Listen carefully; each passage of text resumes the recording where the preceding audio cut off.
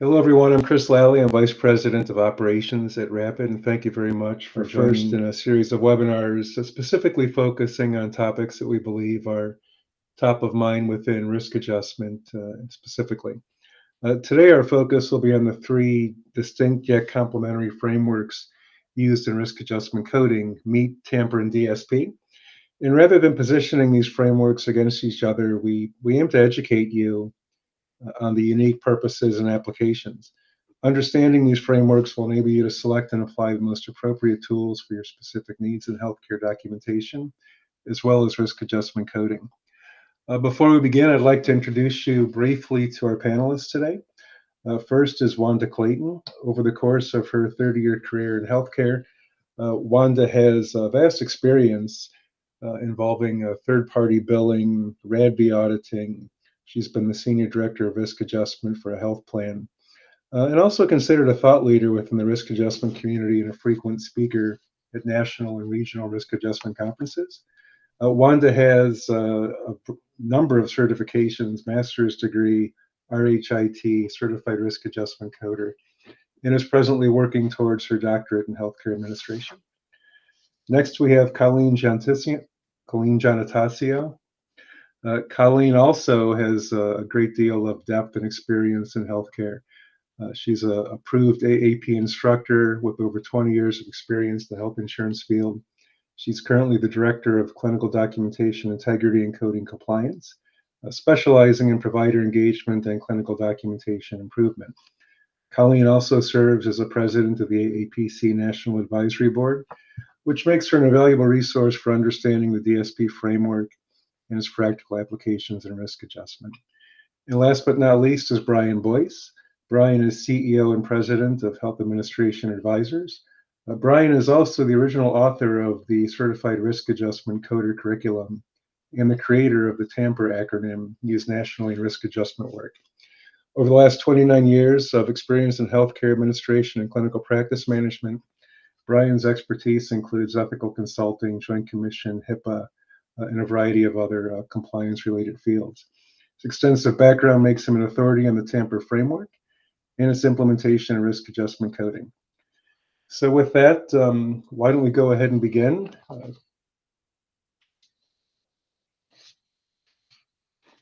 All right. Well, good morning, everyone. I'm so excited to be here today as we present our first webinar on DSP, MEET, and TAMPER.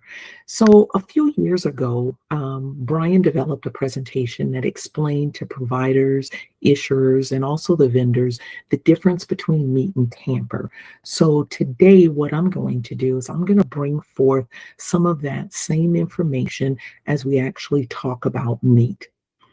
So just to get started, MEET stands for Monitor, Evaluate, Assess or Address, and Treat. So we all know this acronym and we all know what it stands for as we code in the risk adjustment world today. But what I want to know is, do you actually know the background? Do you know the initial purpose of MEET itself? If you do, then this isn't going to be new to you, but for those of you who are just wondering what in the world I'm actually talking about, let me enlighten you. So MEET was actually originally used for E&M coding, and all of you that are certified coders in some way, you're actually familiar with E&M coding. But did you actually realize that when the providers are looking at the complexity of the medical decision making process and choosing the appropriate E&M code, that they're actually looking for MEET? So there's no time today to actually go into a lot of detail about the E&M coding, but let's go ahead and fast forward to today. So as we fast forward to today, we look at that MEET is actually used in risk adjustment coding today. But is it really allowing us to capture those valid diagnosis codes for risk adjustment? Not only valid, but are we actually capturing all of the appropriate diagnosis code? You know, when I first started in risk adjustment many years ago, I started as a RADV auditor. MEET was never an acronym that we used. I guarantee you that if you read through any of the CMS or HHS information, if you search the internet with anything that they have regarding RADV and risk adjustment for Medicare or ACA, I guarantee you that you will not see the acronym MEET anywhere. Instead, you'll see them use the term support. So it has actually taken me many years to actually try and put MEET into perspective because everyone uses it in the risk adjustment world today. But I always seem to revert back to what I know, which, as you all know, that's what you do whenever you get kind of stuck or you're in that spot, is you always revert back to what you know. And for me, that's support. So after listening to this webinar today, you know, I don't actually expect anyone to ditch the acronym MEET. It can still be used, but I do want you to take from this that you are really looking at all known current conditions and comorbidities that is supported within the documentation to show that the condition is actually active on the date of the encounter. Remember that the real purpose of risk adjustment is to take the current conditions that a patient has, collect it, and display an accurate picture of the health status of the patient and members of the health plans. I'm going to now go ahead and turn it over to Colleen. Thank you, Wynda. I love how Chris started us out in mentioning that these frameworks are distinct but complementary. So I'm going to shift into focusing on how we can support our clinicians. The framework I'm discussing is intended as a physician engagement tool. It educates providers on gold standard documentation of chronic conditions. Here's a little history for you. Several years ago, I had moved from the plan side to the provider side. I was working for a very large clinically integrated network in New York City. Using my usual methods of focusing on guidelines, specifically the guideline that states, document all coexisting conditions that impact care, treatment, or management at that encounter, wasn't working as well as I wanted it to with our clinician audience. Luckily, I had a very dear colleague and a physician champion who I worked with very closely. And he explained to me that as he was teaching new clinicians to come up through the ranks, they were taught to establish a definitive diagnosis, to assess the status of that diagnosis, and then to come up with a treatment plan. Diagnosis, status, plan. This is how DSP was born. To my delight, I very quickly saw that this works every single time. So I integrated it into all of my provider engagement and any provider education decks that I had. It was well received by providers, and it gave us that support that Wynda was talking about, right? That's what we're looking for. We're looking for support that this is an active condition that requires management or treatment at that encounter. It also helps us with a very common challenge for providers who are entering into value-based care. They frequently don't give themselves credit for stable conditions, right? And as we all know, stable conditions do factor into a patient's severity of illness or risk. For example, those cardiac conditions managed by medication are often overlooked, and that's where our risk adjustment coders would then come in and code that for a provider. But with the DSP framework, a provider taught to document diagnosis, status, and plan would notate the CHF, notate that it was stable, and then document that they're going to continue Lasix for that particular condition. Similarly, COPD, stable, continues for Revo, follows this framework, and it gives us the support we need to know that that's an actively managed condition for this patient. I'm pausing here. It's very important to know DSP is not a coding tool. Coders don't need gold standard documentation in order to extract diagnosis codes. This is provider engagement.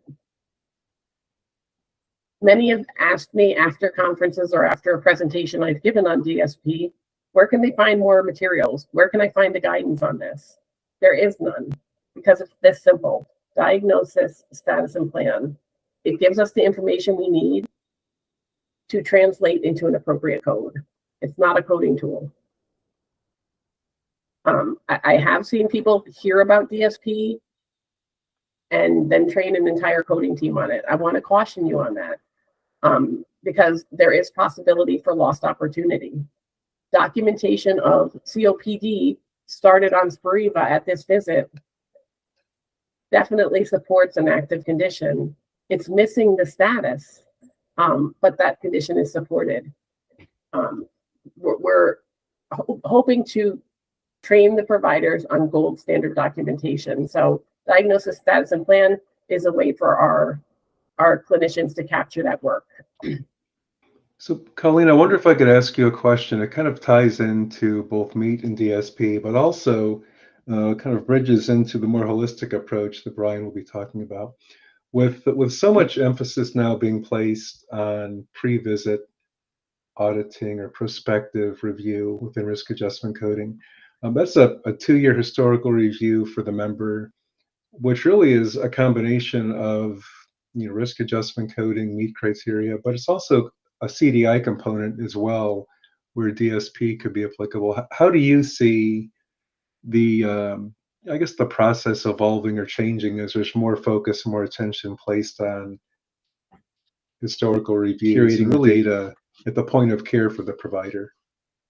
You're spot on, Chris. This is exactly how I'm using it in our program. We have a pretty robust CDI program, and it reinforces these concepts. And it really helps us to protect ourselves both ways. I'm on the health plan side. It helps us to protect ourselves both ways. We're not only capturing that appropriate diagnosis at that particular encounter, but it gives us the chance to also possibly delete conditions that may have inadvertently been carried over, right? So that status piece is so important, because oftentimes in risk adjustment, if you're not relying on certified coders and very highly trained people, a diagnosis code could be carried over inadvertently. That's been resolved. But using that DSP approach gives the provider the chance to document that so that it can appropriately be coded as a history out for the patient or deleted from the diagnostic profile for that patient. Yes, you're spot on. This framework fits in not only to your traditional provider engagement, but that CDI component. And just great, thank you. You're welcome. And my parting statement is, DSP is a provider documentation tool. It ensures that the care and the work a provider does is accurately translated into appropriate codes for reimbursement and quality purposes. And with that, I'm going to turn it over to Brian. Hey there. Can you hear me okay? We can. Yeah. Great. I just wanted to say on a personal note, thank you for inviting me to the conversation. I really appreciate it. And this is probably the first time that many people have seen me, probably in 3 years or more. I actually suffered from long COVID. So if you've heard of that, it's a real thing. This novel virus is affecting people and creating a lot of complex medical problems for people who've never had medical problems before. And I think that it's relevant to mention that, because in risk adjustment modeling, I know that many of us become very focused on the reimbursements of chronic conditions that are in the model, but risk adjustment modeling is certainly a framework to investigative work and to collect data on lots of what we call invisible or silent diseases that people are suffering from.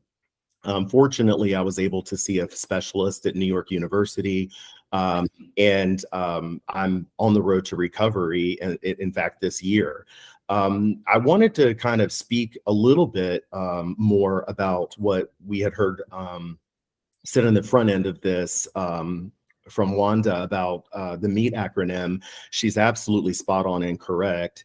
You know, you have to understand, and there's an article on my LinkedIn page, there's articles about this, but you have to remember that most coders are taught the fundamentals of coding related to fee-for-service billing and coding. And in fact, when you ask a question from the coding clinic, they're not focused on risk adjustment modeling when they render an opinion. They're rendering their opinion based on billing and coding for inpatient and outpatient providers. So you have to keep that in mind. You also have to keep in mind, I just saw an article last week and I posted about it. There are all these articles coming out all the time about people not following MEAT and that they're in trouble with the, you know, big government, or there's some national audit that's happened. Always read those with, you know, a bit of, you know, questioning, and dig a little deeper to see what really is happening on the background of those kinds of articles. I think there's a lot of inappropriate fear mongering from organizations, other vendors and organizations, and sometimes, unfortunately, coding instructors who try to impress upon people that there are these finite rules, and it's just not the case. You have to remember that when providers are billing their 992 level of codes, they're billing for a relative value unit or an RVU for something that was done in the past, whether that was an hour ago or last week. And the relative value unit has to do with the work that they put into that particular encounter. That's completely different and an upside down apple cart from what risk adjustment modeling was intended to be. The reason risk adjustment was created by the architects was because we were not getting enough information from fee-for-service billing and coding, and there were chronic conditions that patients were carrying that were not necessarily being documented or seen within the year. And I know some people would say, oh gosh, well, you should see this certain kind of patient every 3 months or every 6 months at a minimum. I understand all of that, but I'm also realistic. We live in a healthcare system that is very stressed with a demand of visits from too many patients and patients who are not controlling their chronic conditions. And a lot of times they do not get in to see the provider and on the regularity that they should. I want you to understand that when I first started working in this space, gosh, back in 2007, 2008 timeframe now, I worked with one of the very first vendors in the risk adjustment space called Health Risk Partners. And that company worked very closely with CMS. And in fact, you know, a lot of the opinions or the guidance that I render are not personal coming from myself, but rather after taking in a great deal of information and talking with authorities in the space. I would never have created the CRC curriculum just, you know, on a whim, on my own accord. The reason it even came about as a thing was because there's this new way of looking at healthcare that says, okay, we're not getting enough information on the RVU calculation side of the house. How can we figure out what we might need to take care of those patients? And so these very smart folks in this think tank came up with this risk adjustment modeling idea where we're collecting all known current conditions every year. And what people need to understand is risk adjustment is not about ticking and tying back a particular diagnosis to a particular date of service in the same way that you would for a fee-for-service audit. That's not how it's done at all. In fact, in risk adjustment modeling, if a patient has an identified chronic condition, it's accounted toward every single month of that continual year for that calendar year.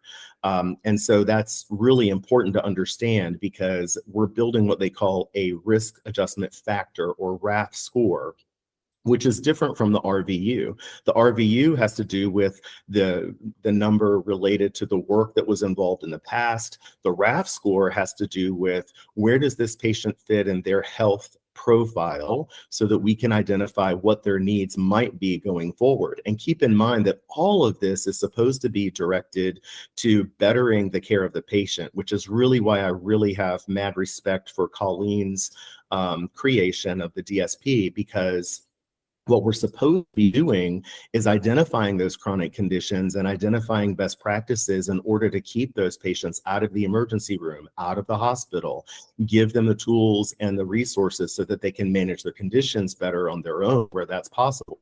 And so it's really important to understand that a lot of people try to look at risk adjustment with a fee-for-service lens, and it's not what it's intended for. Now, why did I create the TAMPER acronym, and why did I trademark it?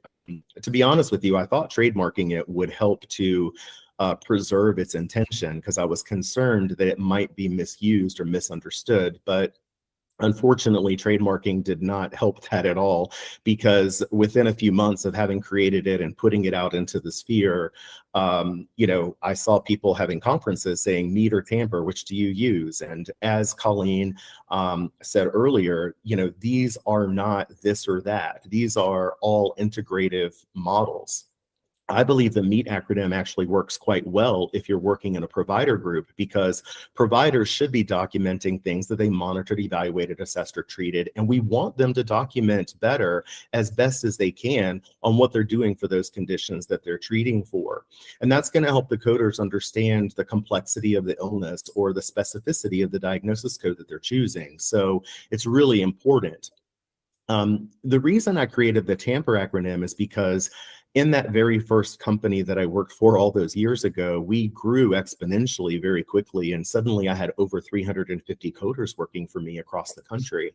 And I needed a way that I could help the coders identify what are some of the things we might find in a list that are permanent lifelong conditions, or conditions that are still ongoing, even though they might not have been treated in that particular visit, so that we didn't leave things behind and we were truly documenting all the conditions that the patients truly do have.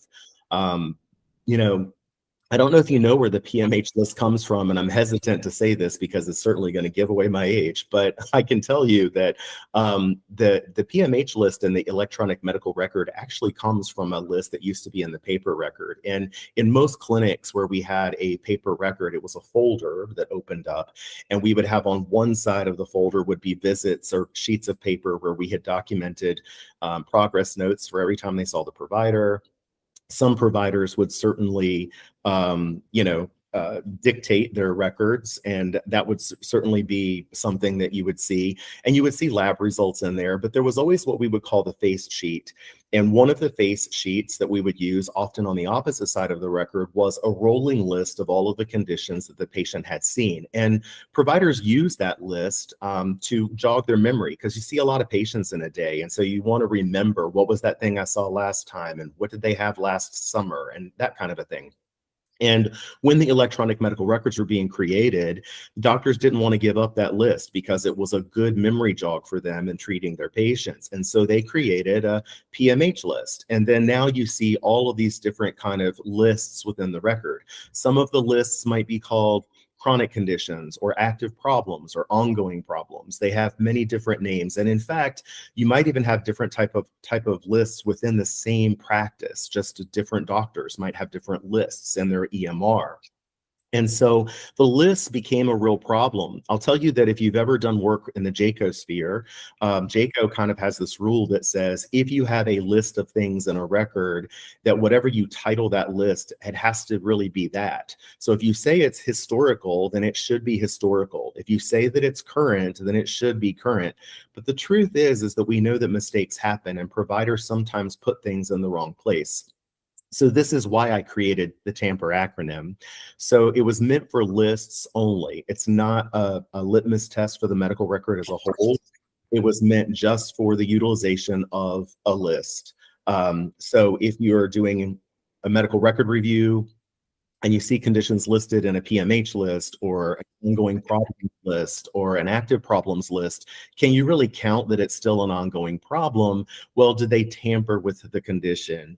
At TAMPER, treatment, assess, monitor, medicate, plan, evaluate, or referral, the number one utilization probably is medicate, but I would warn you, because I've seen some organizations allowing coders just to Google what the medications are used for. And I wouldn't necessarily think that that's the best way to go about that. There are a lot of medications that are used for more than one condition, and coders are not clinicians in large part. With certainly some of us out there, but most coders don't have that clinical background, and so we can't ask or expect them to know that. So I would recommend that you actually give them the tools so that they know what they're looking at. The other thing I'll mention about the TAMPER is you really have to be careful, because we do have a lot of other problems that are kind of happening, and we'll probably have some other, little vignettes or educational series going about these. But, we have other problems in the risk adjustment modeling that are so much bigger than, MEAD and TAMPER and DSP. Things like, is cancer still ongoing, is still a major problem after all these years because of the way that doctors are documenting. And that's a CDI opportunity where DSP could be really helpful, for example. There's lots of examples. One of the other biggest ones that we'll mention is what we would call, I kind of call overdiagnosis. The term overdiagnosis lends to the idea that you're documenting a condition just for the sake of documenting it, and it really doesn't affect the patient's health. And there are a lot of examples of that.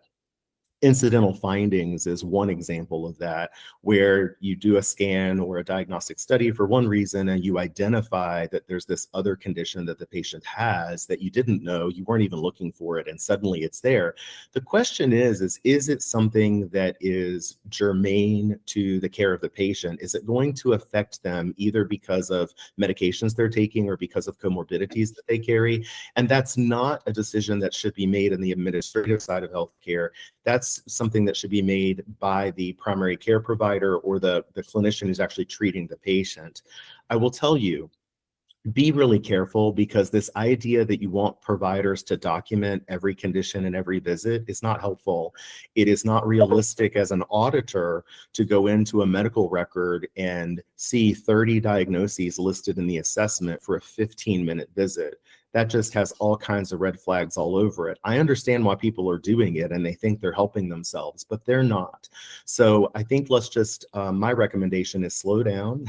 Understand that when you're reviewing a medical record for a provider office for fee-for-service purposes, it's different than you're reviewing for a health plan for collective purposes. Risk adjustment is a population health exercise. It's not about the encounter data.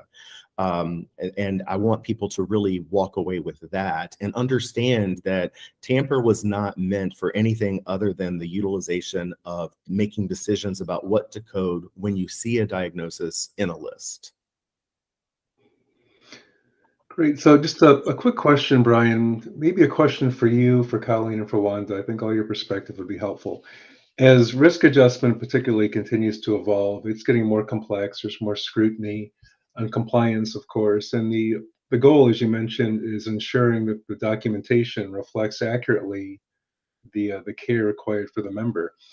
If you were talking to somebody who is a new risk adjustment coder, or a coder considering jumping from fee-for-service into risk adjustment, how would you tell them to think about all these different frameworks, MEAD, DSP, and TAMPER, which are tools that can help them get to the right conclusion? How does somebody understand which to use and how to use them towards the purpose of compliant documentation, compliant coding? Mm-hmm. Ladies, would you like to go first? I would love to. Thank you, Brian. My advice to coders, and has been for quite a while, and I've said this in many presentations, when you're talking about risk adjustment and any risk adjustment efforts, never forget that it's our responsibility to tell the stories of the members and the patients that we care for. If you focus your coding and documentation efforts around patient care and put that patient before the payment, the appropriate payment will absolutely follow. And, I'm going to piggyback on that. Colleen is absolutely correct. Forget about worrying about how much money you're trying to bring in. You are there to tell the story. And as Brian said earlier, the big thing about this is that we want to make sure that we are looking at, as we're telling that story, we want to make sure that we're capturing conditions that are affecting the care or treatment of the patient. I mean, this is the bottom line when it comes to this. You can take all this information that we've all spoke about here today, and you can put it together. But I really feel like it's not a thing of use this one or this one or this one. It's more of the understanding. So when Brian said slow down, he had a really good point. Slow down, think about what you're doing, and make sure you're capturing that condition based off of telling the patient's story and making sure that the condition was active on the date of the encounter. Yeah. I agree with everything that they just said. I'd add a couple more things from my perspective. One is, in a perfect world, PMH lists would truly be historical and not include anything that was still ongoing, but we don't live in a perfect world. There are conditions that you'll find in a list that are, I understand that HHS got rid of their permanent conditions list, but I have been recommending that to them for many years as an IVA participant myself, because the permanent conditions list that they were using were related to HCCs and not diagnosis codes. And in doing so, they had kind of scooped in or added diagnoses that weren't really lifelong and permanent. I'll give you a couple of examples. Seizure disorder might be found in a PMH list, and the person might be on an anti-epileptic drug and ongoing. Does that mean just because they've never been seen for any seizure-related problem, they no longer have a seizure disorder? No, they still have a seizure disorder. The reason the seizure disorder is in the risk adjustment model is because people with seizure disorders tend to cost more and approximately this much more. And that's why we have hierarchies, because we have a seizure disorder combined with this other thing that builds their risk adjustment factor to a different level. So it's really important that you understand that there will be things in a list that might not necessarily have been treated, but are still part of the patient's story. We have a lot of patients now. I'm old enough to remember when HIV first came out, and of course, all the slurs that they said about gay people was just horrific. But now we have medication, and a lot of people have undetectable. Just because it's undetectable and they haven't had any HIV related illness, does that mean they no longer have HIV and we shouldn't be capturing it? No, of course. But there are some problems. I mean, I've seen, for example, senile purpura. I suspect that senile purpura will probably get dropped from the model very quickly, because it's kind of going the way of code. Old MI used to be a Part C in the Medicare Advantage model. And when they saw how many people in this country had a heart attack, they said, oh, well, maybe it shouldn't be worth so much if so many people have had that. And they do calibrate the model every year. You have to keep that in mind. So in fact, that's why aortic atherosclerosis is being dropped, because it's been overreported from incidental findings. In particular, people were not being judicial about the application of that diagnosis. And does that diagnosis have something important to say about that patient's journey, that patient's comorbidities in particular, or are you just adding it every time you see it? And so going back to this idea of combining all those models, and what would you tell a new coder? I would say, well, you have to be aware of them all. You want to educate yourself and know why they're used and how they're used, and understand where they come from and what their purposes are. All three of these acronyms are great acronyms to use in the risk adjustment space. Understand that the MEAD acronym is probably strongest if you're working in a physician office setting or a group model, because you want to make sure, accountable care organizations, you want to make sure that you're not over-diagnosing or entering a lot of diagnoses that don't have any medical necessity or medical effect on the patient's health care. And if you work in a health plan and you do yearly health reviews of the medical record to try to pick up supplemental diagnoses that may have not come over on the claims data, completely normal exercise. It's not grabbing or gaming the system at all. They're trying to build an appropriate risk adjustment factor.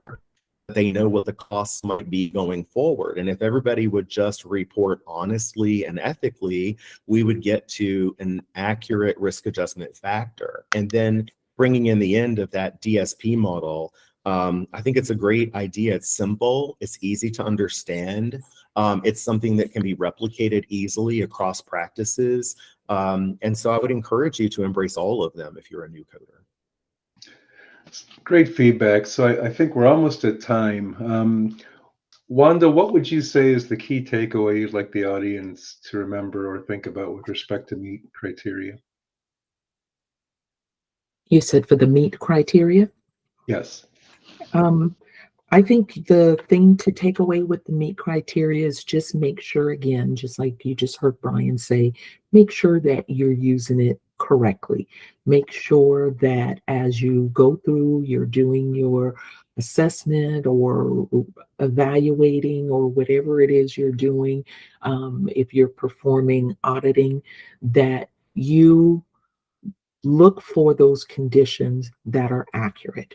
You want to make sure you're telling the true story for each patient. When you find a condition, I think one of the things that was also mentioned earlier, when you find a condition, and just because you see the word stable, I've heard so many coders say stable is not enough. I don't want to capture that condition. Well, as you have just heard, stable is enough. It's telling you that the condition does exist. It's telling you the patient has the condition. So just be careful. Use, I can't stress it enough. I think Brian and Colleen, they're both doing the same thing. We're all trying to stress and make sure everyone understands to use each of these acronyms appropriately. Know the purpose and why you're doing what you're doing. And if so, it'll all fall in place. It's great insight. And Colleen, from your perspective, what is the key takeaway you'd like people to think about with respect to DSP? Thanks, Chris. So again, a reminder, we're telling the story of patients. And those patients can be our family members, our neighbors, people in our community. We're also supporting our providers who have been through a lot in the past few years, and we're helping them to illustrate the great care that they provide. And when we do this, we're all going to be successful in value-based care. That's great. And Brian, what would you say is the key takeaway you'd like to leave the audience with respect to the usage of TAMPER? With TAMPER, I would just say, please don't abuse it. It wasn't created so that you could be as liberal as you want. It was created so that you could be judicial about what is still an ongoing problem and what is not. I've seen a lot of vendors in the space, promise a certain return on investment or promise to reach a certain risk adjustment factor. It's kind of piggybacking on what Colleen just said. A risk adjustment factor is not something to aspire to. It's something that comes out of honest reporting. So I would say use the TAMPER acronym for lists appropriately, and be careful that your goal is to document the things that are truly ongoing conditions of the patient. That's the goal, so that we have an accurate representation of what people actually do continue to have year after year. Well, thank you all very much. It's been a great conversation. Wanda, Colleen, and Brian, really appreciate your insight and your participation today. To the audience, thank you for taking the time to watch this presentation and this webinar. This is the first in a series of monthly webinars from Rapid, and we'll continue to have a themed webinar each month. So stay tuned for more insightful topics, and have a great day, everyone.